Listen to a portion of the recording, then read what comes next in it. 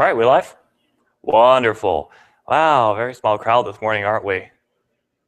Party too hard last night? All right, well, thanks so much for coming out to my presentation, Early Risers. My name is Peddycord, and I'll be giving a presentation I actually gave at a Trilug, the Triangle Linux Users Group, back in March. So I've had practice with this one, so hopefully it should be better than my presentation at Self last year. A little bit about me before we get started. Pardon for the letterbox. The presentation's widescreen, the screen's not. So it'll be a little small here, but luckily there'll be the video recording you can follow up with. So my name's Peddycord. I am a two-time graduate of the Computer Science Department at North Carolina State University in Raleigh. I got my Bachelor's of Science in 2011 and my Master's in 2013 with a focus on cybersecurity and networking. In general, if you want to find me, searching for the handle I share comics will usually bring up something related to me. And if you're interested in seeing sort of, my resume, you can visit isharecomics.org, where I put that along with the slides and commentary for presentations. I say that in kind of an idealistic sense because I promised that back in March and still don't have my slides up yet, but maybe this will encourage me to get them up there. And last year I gave a presentation about FOSS in teaching and education. I'm very big on sort of education, teaching computer science. And I gave a presentation on some cool stuff I was doing with GitHub, Jenkins, and automatic grading. In fact, in the prospectus for today's presentation, I said that my job at Cumulus was my first foray into DevOps. But really, if you think about it, that presentation was actually the first taste, which probably helped me get the job in the first place. So if you're interested in hearing more about that, you can either look at the videos when those get posted or talk to me after the presentation. And in general, I don't feel like it's a real DevOps presentation unless someone tries to define the buzzword. And I found that the Wikipedia definition is quite apropos here. Here they say DevOps is a software development method that stresses communication buzzword, collaboration buzzword, integration buzzword, automation buzzword, and measurement of cooperation buzzword. Which I find pretty indicative of how most people in industry describe it. But if we were going about it the way that I internalize the definition by combining the two composite pieces, I look at how I interpret both the development side and the operations side.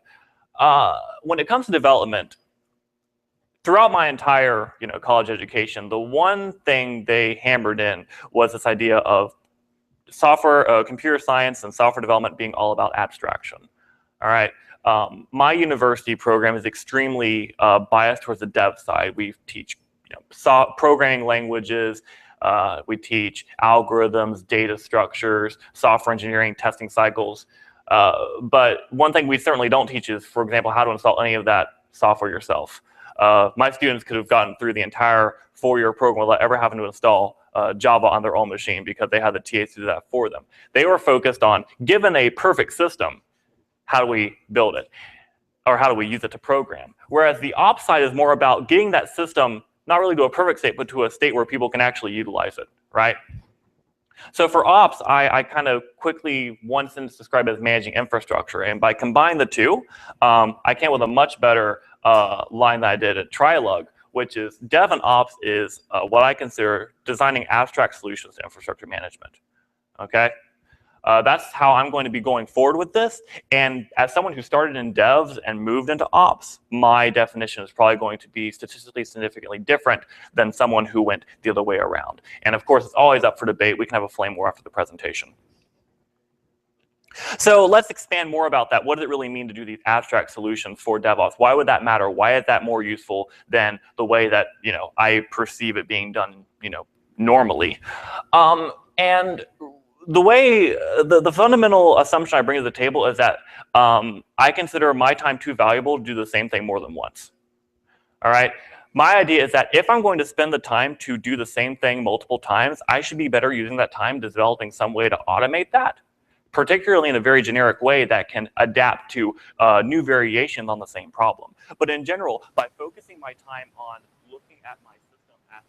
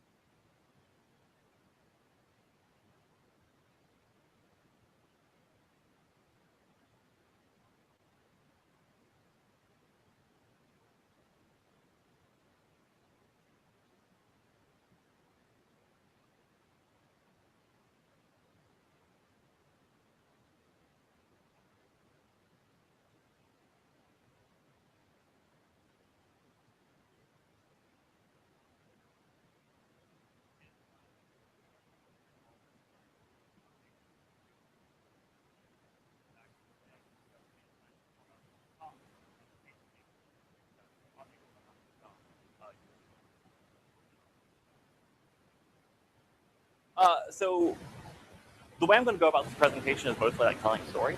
I'm going to talk about this new job I got at Cumulus Networks back in January, where I've, for the first time in my life, actually started working on what I would consider to be DevOps.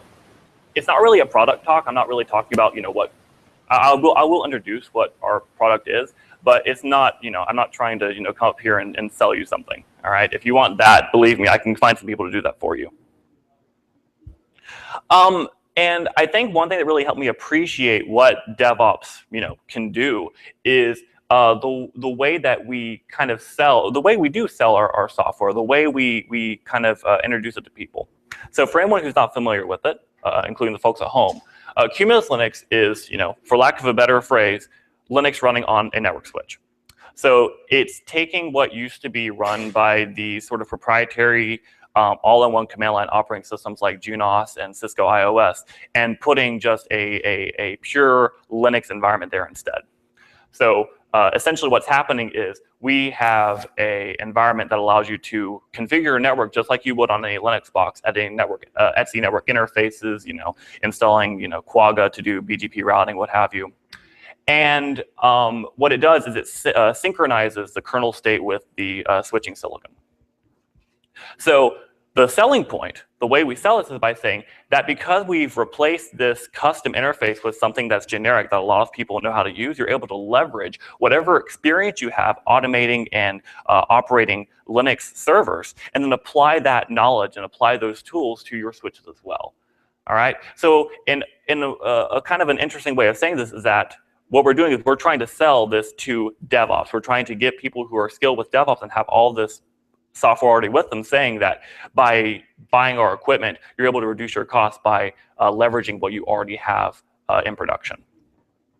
And that really helped me appreciate sort of what DevOps is, especially as I got more into the job.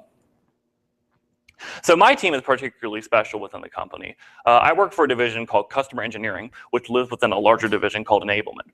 So after engineering proper makes the tool and after sales sells it to you, the enablement team is there to kind of help you make the most out of what it makes possible.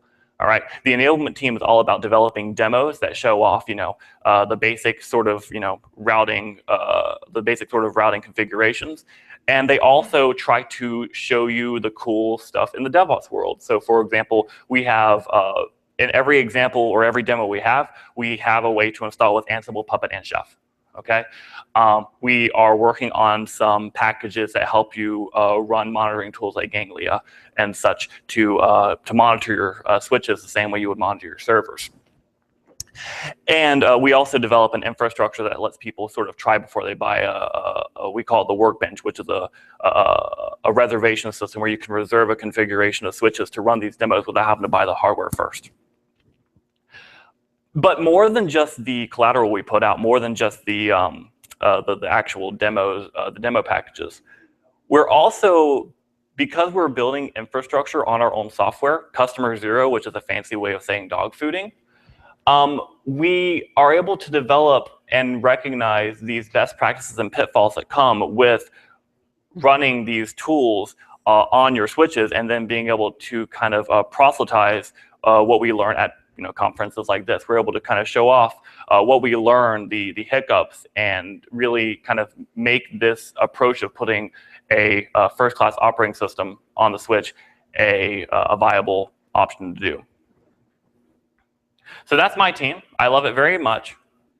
So I'll be talking about how our team is structured. I'll talk about how we communicate and stay in touch with each other as we work. The infrastructure that we're managing as our internal, our internal CEng infrastructure, and then our development workflow. How we go from making a change to testing it to pushing it to production. So one thing I like to say is that the sun never sets on CEng because we are a globally distributed group. We have a few people all the way out here to the west in California. Then we've got a couple people in RDU, which is a little star down here. And then finally, we've even got a guy all the way over in Bristol. So as you can imagine, there's only like 2 hours in which everybody on the team is awake at the same time. So because of this trickiness, we have to maintain a really rich and active communications between us before we can even think about making our work work.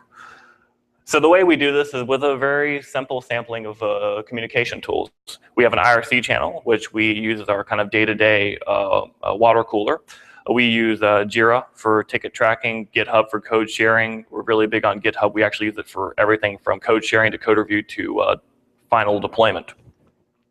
We have a wiki, an internal mailing list, and keep in touch with each other via Google Hangouts. Yes? Are you using private GitHub repos? We use a combination of private and public. So for a lot of our internal automation, we have private repos for that. And what's really cool is that whenever we work on anything that might become public, we'll flip the switch as early as we can. Sure. So one thing I think is super important is this idea of feeling connected to your team.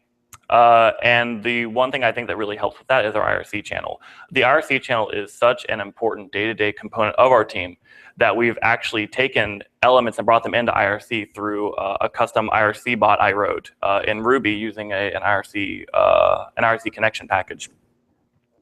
So not only do we use the IRC channel to say hi when we get up in the morning, to ask for help when we need help, anytime a pull request is made available or a pull request is merged or some other, or like, for example, some monitoring goes down, the IRC bot lets us know because it knows that's the one place where we can put information that everyone's going to see it as quickly as possible. The downside to IRC is that it doesn't aggregate information very well. So we use our ticketing system instead for that, where you can easily see what's been assigned to who's working on what's on schedule, what's behind schedule. You can tell at a glance for your dashboard what exactly is going on at any point in time with the team. And the key thing is that everyone on the team is comfortable with the tools we use. We don't use any tool, we haven't tried to force any tools on anyone just because they happen to be used elsewhere in the company. We use what the team's comfortable with because ultimately that buy-in is super important for people to feel connected and feel like they're going to get something done that other people are going to see, notice, and help out with. But the real meat and potatoes of what I'm talking about is our infrastructure. We have our own internal CNG infrastructure, which we use for most of our testing and deployment. And the entire infrastructure lives in, well, most of the infrastructure lives in Google's compute engine with the code living on GitHub. And the general cogs in the machine are our Puppet master, our Jenkins master and worker nodes. We have an internal PyPI server to host all of the Python packages we develop. And then we have our IRC bot server that fires off notifications to the chat room when things happen. So just an illustrated infrastructure breakdown.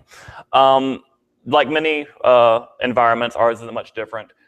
Everything starts off with the Puppet master. So we have a server in the middle, which is our Puppet master that has our configuration for every possible box in our network.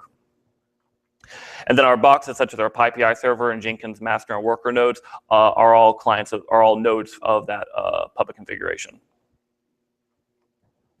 The neat thing is whenever a new box is added, this is my IRC bot icon. Whenever a new box is added, as soon as it subscribes to that Puppet master, it immediately collects all the common packages we use for everything and includes the user accounts and SSH keys for the members of the team. So it's really easy to spin up a new box and start making it possible to SSH into it and start working on it. All right, which is one reason why the Puppet federated model works for us. Now, what we do as well is we actually store the configuration of our Puppet master on GitHub, which allows us to share the configuration across the team and allows the team to edit it whenever they need to, but also to kind of share the changes with the team before they merge them into the actual master. The way we do this is by having two branches, master and test, in addition to all the feature branches. Two branches, master and test, that correspond to two Puppet environments. Is anyone here not familiar with what a Puppet environment is?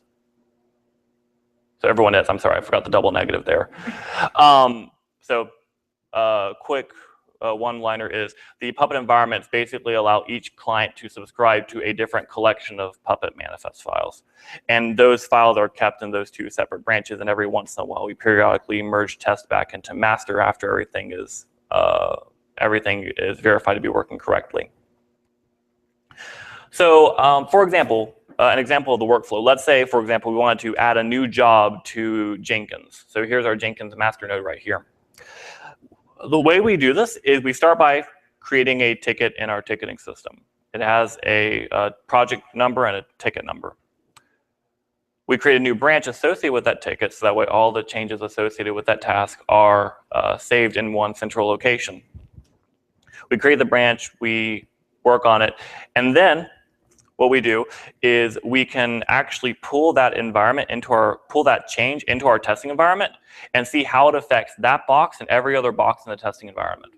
Okay, so as soon as you run as soon as the Puppet agent runs and starts configuring, we will see if any changes to that manifest or the new file, there's any problems with it, if anything breaks. So we can go in here, we run Puppet agent T, make sure it works without failures. We make sure it works on anything else that happens to be in the testing environment before we even think about submitting that pull request for the team to review. Once we've tested to our satisfaction, we can then push to the testing branch. It's not going to touch anything in production or hurt anybody. And then we make the pull request. So after doing the individual testing to our satisfaction, we then run it by the team and make sure that they are happy with it as well. So we do this entirely using GitHub Flow. So we make a pull request. And the nice thing is that we can provide comments as fine-grained as on specific lines of code. So for example, I'm brand new to Puppet, so I do lots of things that are not very idiomatic. And lots of the times, people on the team will let me know that there is a much better way to do this, or there's already a plugin that does this for you. You don't have to reinvent the wheel. So we make a few iterations of code review until everyone on the team is satisfied, and then we perform the merge. Just to kind of notify people about these pull requests, so they don't have to keep pinging GitHub and catching up with it. Every single time a pull request is opened or closed, we get a link and a small description of it in the chat room. So that immediately lets someone know that the pull request up for consideration. They review it, they provide their comments, and then when we're all satisfied, we merge things. And then once it's merged into master, it then propagates to all of the nodes within the network within 30 minutes or so. So why do we go through all this trouble? All right, and the reason why we go through all this trouble is by splitting out the service into another environment during the testing process helps insulate changes to that service from the rest of the network. It's not perfect, not many things are, but it works well enough for our situations where we don't end up locking ourselves out of mission critical software during a feature change. In particular, one thing I enjoy is that by putting every single pull request putting every single fix into its own pull request and going through this human code review process, first of all, by having the IRC bot and having the issue tracker maintain them, we make it very streamlined to avoid sort of the overhead associated with a really big, code review. Code reviews barely touch 7 files, barely involve more than 100 lines or so being changed. So it gives you plenty of time to look and see if someone's doing something that is going to incur a lot of development debt or is just plain ugly and needs to be sort of beautified. And one other nice thing about it is that by having another human being actually doing the pull request, you can guarantee that someone else knows what's happening if something breaks. That way, at least 2 people across our time zone distributed team, at least one of those people will be awake and able to fix it if, in fact, when merging into master, something unpredictable happens. So we kind of cover our tracks there to avoid any nasty surprises. So I mentioned the Workbench earlier, and the Workbench once again is an example of infrastructure that's being developed on our own software to show off our own software. And it's being developed with this flow in mind. Okay, not only because we have to maintain it after we build it, but also because we want to be able to take this when it's finished, hopefully this year, when it's finished, and take the story out and show it to other people. We want to tell them how we did this. We want to create modules around it. We want to make this something that someone can spin up with very little effort. So once again, there's a lot of stuff in the cloud, but there's also stuff in our lab because we're working with our own hardware. We're letting people log in and play with the stuff we have running ourselves. So once again, the cloud nodes are in their own GCE projects on Google Compute Engine. And what that's storing is our website and our REST API. So the entire application is governed by a really nice and lean REST application. And it's also storing our message queue database and our Redis cache. And then in the lab, we have these pods, all right? And what these pods are is basically a rack running a server with our Workbench application and a top-of-rack switch connecting all of the equipment together that's running Cumulus Linux. And then we have one or more workbenches connected to it, each workbench with 2 to 4 switches connected to it through the top of rack. We use a tag VLAN to separate them out, and then Python daemons to watch the message queue and trigger things when things happen, whenever events occur. So what's really cool about what we've done is we've taken that GitHub deployment cycle all the way to this application, and it makes propagating new changes and pushing fixes really, really simple. So what happens here is that we take it, we basically deploy live from GitHub. Okay, we deploy something, we make a change, we pull it into master, and after being merged to master, everything automatically falls into place. So whenever a change is merged into the test branch in this environment, we have a Jenkins job that will run the test. But what's really cool is after the tests are finished, once it finishes running them and everything passes, it actually publishes them to an internal PyPI repo. Okay, and then what happens with Puppet is Puppet's actually watching this PyPI repo to deploy things to the live environment. So whenever it sees a version bump in the package index, it will then pull it, reinstall it, and then restart whatever service dependent on it, whether it's a Flask website or an initd daemon. And what ends up happening is that once we're happy with that in the testing infrastructure, we flip it from test to master. The whole process runs a second time, and we can deploy changes and fix changes without ever having to manually log into the production infrastructure. Which, whenever I mentioned that in the RC channel, my boss said, "Now you're living the DevOps," which is where the name of this presentation comes from.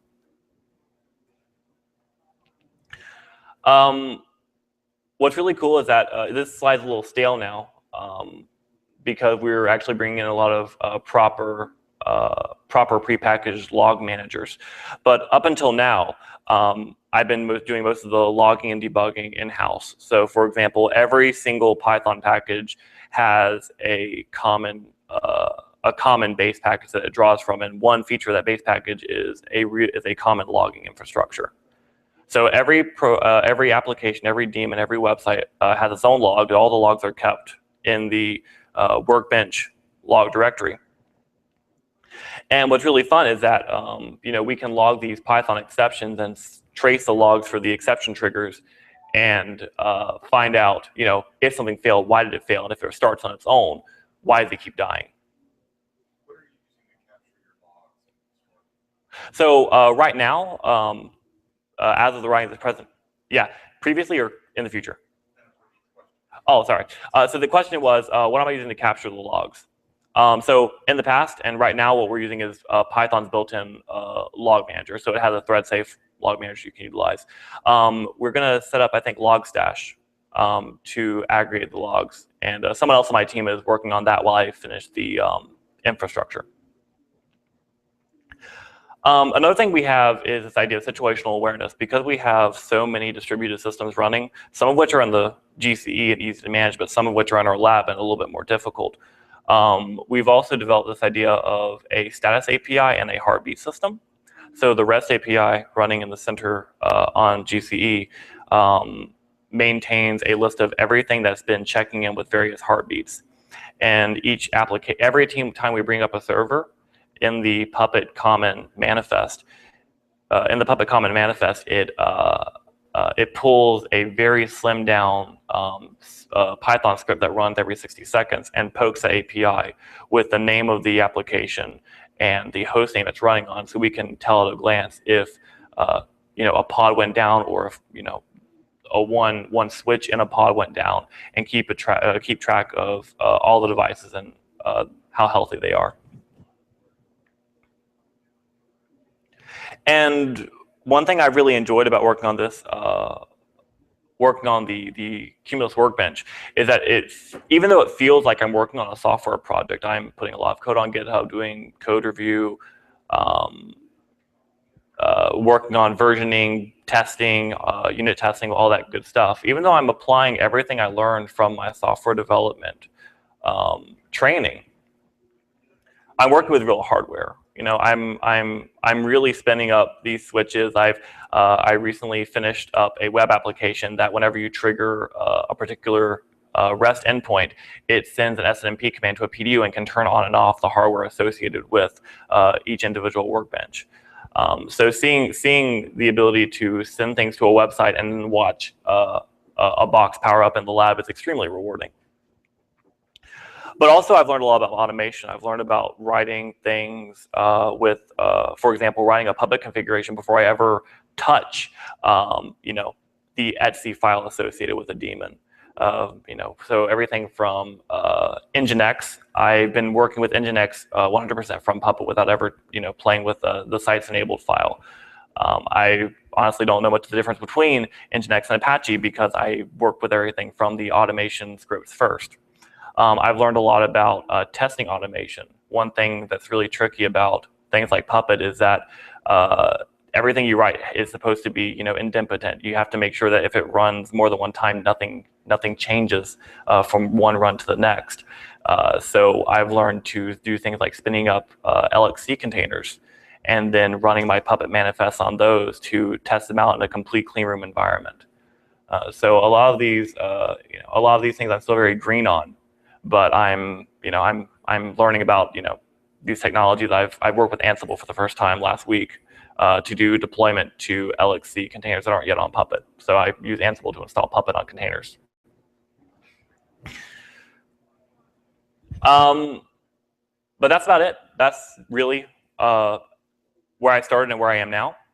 So if anyone has any question, we have lots of time to answer them.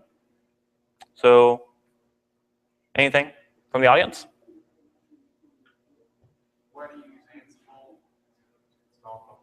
Why do you use Ansible to install Puppet? The reason why we use Ansible to install Puppet is because we had one Ansible guy and the rest of the team being a Puppet team. And then he wrote that one component and deployed it that way. We use Ansible to do deployment. So what we do is we have this Python daemon that spins up and destroys LXCs on demand. And we just have a bunch of playbooks that it can pull from on Python. Some of the LXCs are connected to our infrastructure, so we install Puppet on those just in the flow, whereas others, we don't want, for example, our end user containers to be connected to the infrastructure, so we just use Ansible to install the base packages and then leave that disconnected from the network. It's a little bit more, it's very system specific to the application, but one day I hope to give a presentation on that and really explain how that all fits together.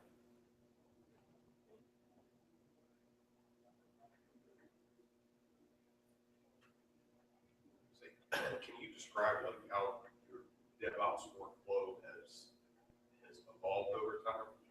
How long did it take you to arrive at this workflow that works for your team? Sure.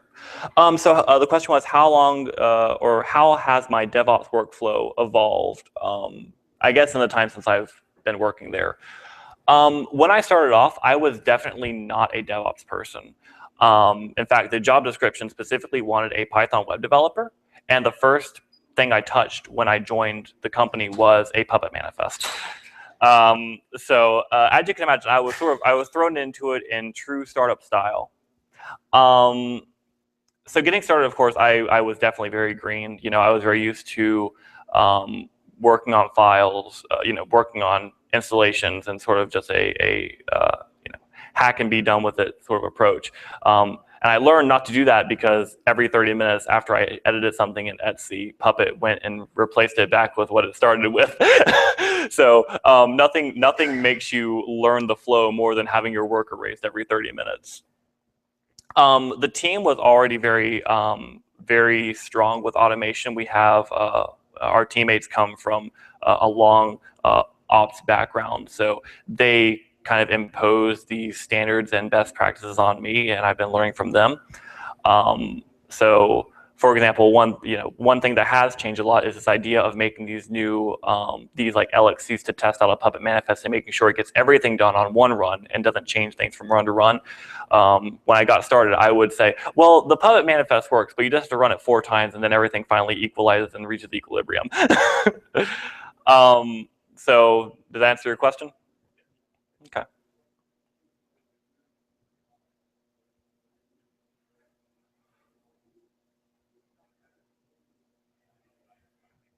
All right.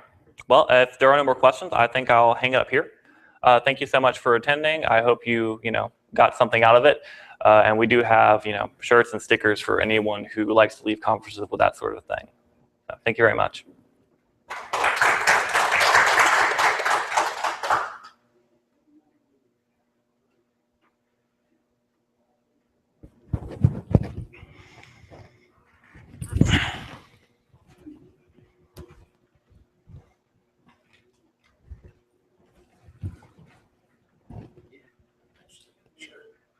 Yeah, go for it. I don't know what slides that we have, so dig around and find what you like.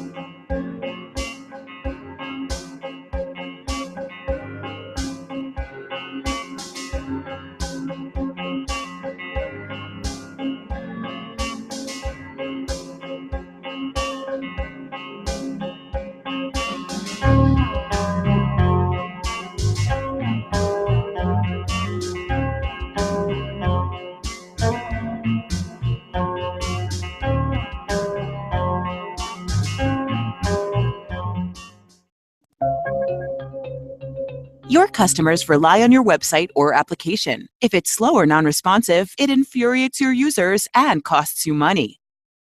Keeping your business-critical systems humming along requires insight into what they're doing.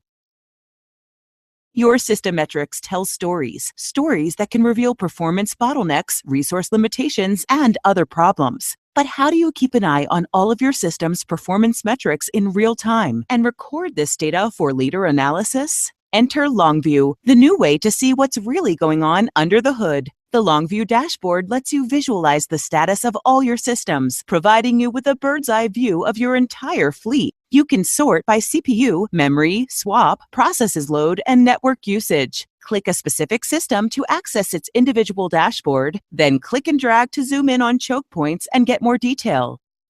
Comprehensive network data, including inbound and outbound traffic, is available on the Network tab, and disk writes and free space on the Disks tab, while the Process Explorer displays usage statistics for individual processes. The System Info tab shows listening services, active connections, and available updates. Adding LongView to a system is easy. Just click the button, copy the one-line installation command, then run the command on your Linux system to complete the process. The agent will begin collecting data and sending it to LongView. Then the graphs start rolling. Use LongView to gain visibility into your servers, so when your website or app heats up, it stays up. Citrix Zen Server gives you everything you need to integrate, manage, and automate a virtual data center, all on an enterprise-class, cloud-proven virtual platform, and at a third of the cost of other solutions. But why even bother with virtualizing your server infrastructure in the first place? Well, let's say you have a traditional one server to one application architecture, but you're running out of resources and performance is suffering. Once you order new server hardware, you'll wait for delivery, configure it, install your business application, stage and test the server, and finally, add it to your production farm.